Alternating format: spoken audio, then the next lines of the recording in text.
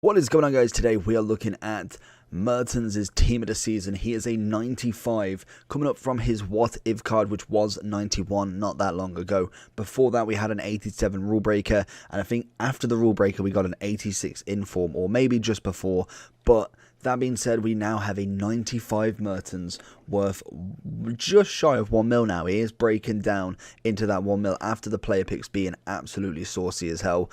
We are looking at Mertens, and I'm hoping we do get him untradeable because I'd love him and Insigne together. I don't know what it is about them, I just really get on well with them. I don't know if it's the height and the agility side of stuff, but I know Insigne is what, 5'4", and Mertens himself is 5'7".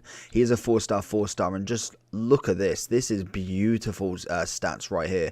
The pace is pretty much maxed out. We've got pretty much maxed out shooting. The passing is very, very good for a striker, and then the dribbling side of stuff as well is pretty insane. We have got great stamina and decent aggression, but we've got no strength. That being said, the traits are finesse, outside of the foot, and flair, which is all my favourite three for any sort of attacking player. They are always the kind of the go-to for me, especially that finesse shot slash flair. Outside of the foot comes in handy every now and then, obviously being right-footed if he is coming across from the right-hand side. Always nice to potentially have that chance, even with the 4-star weak foot. In terms of chemistry style, they have said keep the basic on him, which will give him 98 pace, 96 shooting, 95 passing, 99 dribbling, and 82 physicality. So let's jump into Mertens, see what this kid's all about, and hopefully figure out, is he worth 1 million coins? Mertens' first touch. Can we find him? He's going to have that pace increase. Oh, that's going to be a rubbish second touch. And personally, my fault with the big touch there. Really should have kind of maybe kept it close. Possibly turned the angle with him, because that's what, especially like Nyan, Insigne, and obviously Mertens are going to be great at, is that kind of quick touch, that quick turn. That's what they're going to be known for. If he was onside, that'd be a cracking little bit of play. He was as well. I thought he played the offside trap to the point there as well. That's why you always play to the whistle. That was completely my fault. Mertens. Great save from Schmeichel. Again, looking at little touches there. Manages to win him the ball and get himself with the shot. Do find the little cross. Oh, nobody's in the area. We see Mertens. Is he through on goal? Oh, referee. That is atrocious stuff there. Mertens once more. I think Mertens just in general just plays so well. Oh, thought we may have got up and over on that one. I think with Mertens, for me, I think it is just a fan favourite, if anything. He is obviously a very good card still, otherwise it wouldn't be over a mil, or just under a mil at this point when we've got upgrades. But most definitely he can definitely secure you the bag. Oh my god, that is beautiful from him.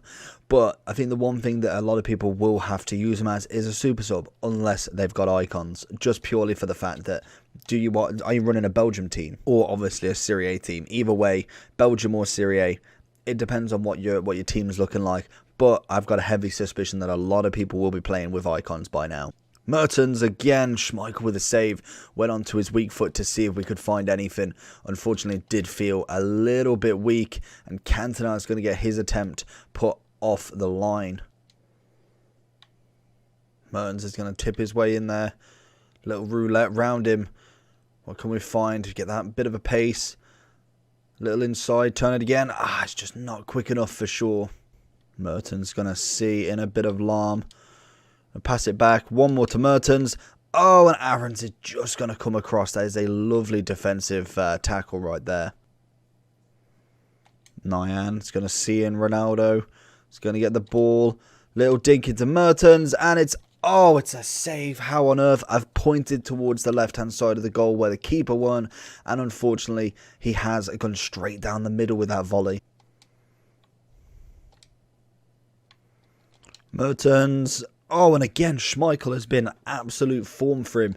Mertens is pulling out all of the stops, and yet he just cannot beat Schmeichel more than once this game. Mertens. Oh my god, Aarons has done an absolute madness. How he's managed to go for that tackle, turn around and tackle again before we've managed to even press a button. Good defending from him. I just don't expect it to be able to do something like that. Man's going to dink one in this time. Nyan's going to be a bit too small, but Bellingham is going to go for the rocket. And Schmeichel again with another save. into Mertens. That's got to be the goal. Thank you very much.